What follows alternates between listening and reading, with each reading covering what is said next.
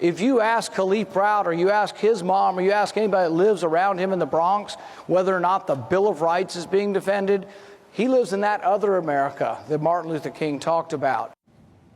Republican Senator Rand Paul mentioned his name in a speech to conservatives back in February. Rosie O'Donnell had him on The View for a two-part interview last year, and Jay-Z met him, took a picture with him.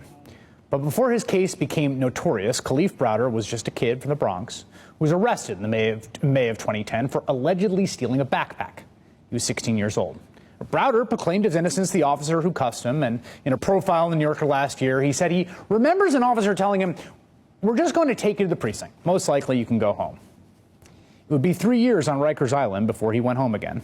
About 2 of those years were spent in solitary confinement. And he spent all of those years waiting without ever being convicted of a crime, waiting for a trial that never came, despite 31 court dates, a trial that ended up never even happening at all because the prosecutors eventually dismissed the case. And during his time in jail, Kalief Browder said he suffered repeated abuse at the hands of inmates and guards.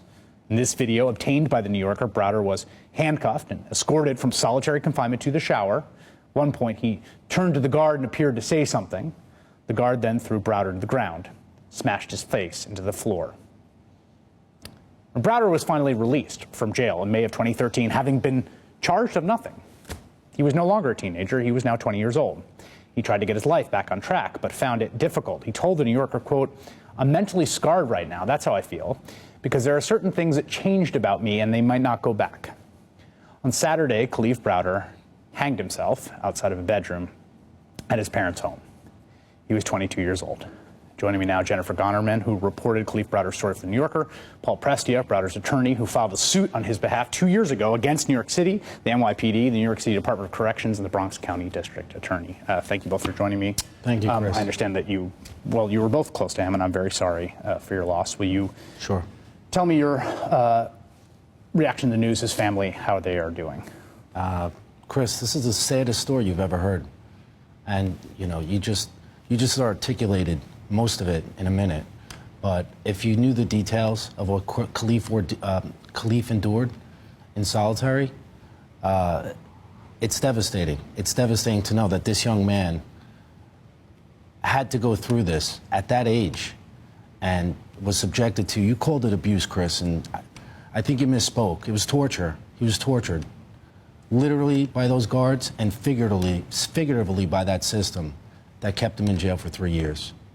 And the extent of that, the damage, 8 suicide attempts over the last 4 years. He had tried numerous times in, he had tried numerous times out, he'd been committed to psychiatric care. That's right. 5 times in solitary, including 3 in a 31-day period in 2012, and 3 more times thereafter. And I just want to be clear. And this is the end result. This was not a kid at 14, 15, before he went into the system, who was suicidal, who showed signs of depression. I mean, this was someone... No mental illness whatsoever, Chris.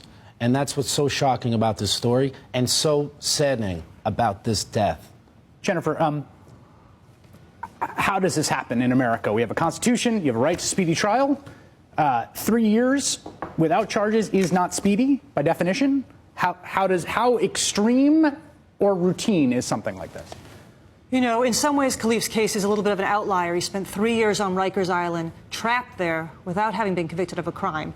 But he's not the only one who spent so much time in jail without being convicted. Kalief, from the first moment he was arrested, insisted that he was not guilty, he had done nothing wrong. And he thought he was just